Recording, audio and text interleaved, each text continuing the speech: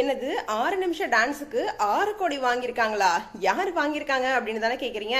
Actress Tamannaah கோவால இருக்க பாகல் பீச்ல புத்தாண்டுக்காக ஒரு டான்ஸ் ஆடுறதுக்காக 6 நிமிஷம் தான் நடந்திருக்காங்க. இதுக்கு 6 கோடி வாங்கியிருக்காங்களாம்.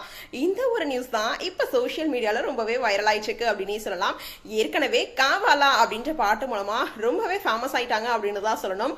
அதுக்கப்புறமா பல ப்ரொடியூசர்ஸ் எங்களோட படத்துல ஒரே ஒரு பாட்டுக்கு டான்ஸ் ஆடி கொடுங்களேன் அப்படின்னு இப்போ தமன்னாவை கேட்டுட்டு இருக்காங்க அப்படின்ற ஒரு நியூஸ் தான் சோசியல் மீடியால ரொம்பவே வைரல் ஆயிட்டு இருக்கு.